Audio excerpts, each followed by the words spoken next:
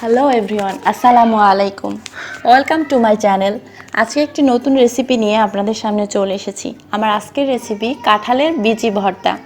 কাঁঠালের বিচি কিন্তু খেতে অনেক সুস্বাদু এবং এটা নানাভাবে খাওয়া যায়। তো এর মধ্যে ভর্তাটা কিন্তু অনেক অন্যরকম। তো চলুন শুরু করা যাক। কাঁঠালের বিচি ভর্তা করার জন্য গরম পানির মধ্যে সবগুলো বিচি দিয়ে আমি খুব ভালো করে সেদ্ধ করে নেব। বিচিগুলো আমি খোসা ছাড়িয়ে নিয়েছি। এর মধ্যে দিয়ে দিচ্ছি সামান্য একটু লবণ। বিচিগুলোর পানি শুকিয়ে এলে এবং এটিকে ভালো মতো সেদ্ধ হয়ে গেলে আমরা চুলায় আরেকটি পাত্র গরম করে তার মধ্যে দিয়ে দিব সরিষার তেল। সরিষার তেল গরম হয়ে গেলে বেশ কয়েকটি শুকনো মরিচ আমি এর মধ্যে দিয়ে ভেজে নিচ্ছি। আপনারা চাইলে ঝালের পরিমাণ অনুসারে শুকনো মরিচ ব্যবহার করবেন।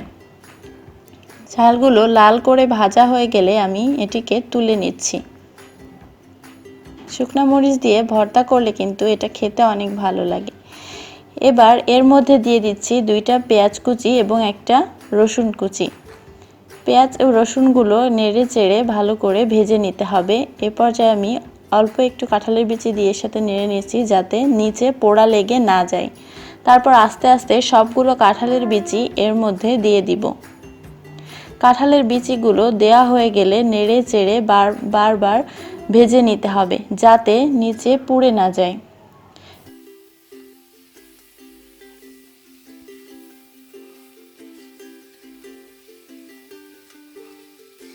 বিচিগুলো ভাজা হয়ে গেলে এবার আমরা তুলে নিব।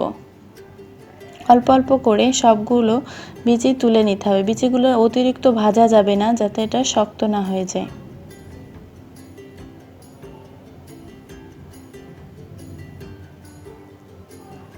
এবার আমি নিয়ে নিব একটি শিল নোড়া। আপনারা চাইলে ব্লেন্ডার ব্যবহার করেও এটিকে বেটে নিতে পারেন। প্রথমে ঝালগুলো বেটে নিয়ে তারপরে পেঁয়াজ মরিচ রসুন ও পেঁয়াজগুলো বেটে নিতে হবে। এর মধ্যে আমি সামান্য লবণ দিয়ে নিচ্ছি যাতে বাটতেও সুবিধা হয়, আবার লবণগুলো ভর্তার সঙ্গে সম্পূর্ণ মিশে যায়। একটু একটু করে সবগুলো বিচি বেটে নিতে হবে ভালোভাবে। বিচিগুলো যত ভালোভাবে বাটা হবে ভর্তার স্বাদও কিন্তু তত বেশি বৃদ্ধি পাবে। আপনাদের হাতে যদি সময় কম থাকে তাহলে ব্লেন্ডারও ব্যবহার করতে পারেন, কিন্তু শিলপাটায় বেটে ভর্তা করার টেস্টটাই কিন্তু অন্যরকম।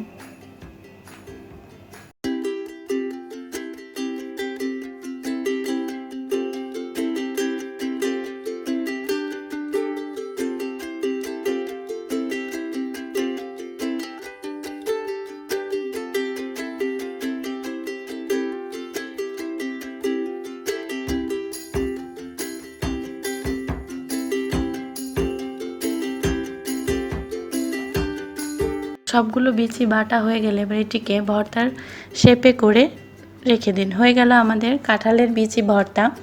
গরম গরম ভাতের সঙ্গে কিন্তু অনেক অনেক বেশি সুস্বাদু লাগবে।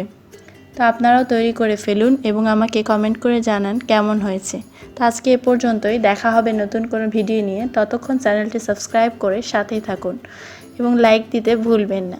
ধন্যবাদ সকলকে। আল্লাহ হাফেজ।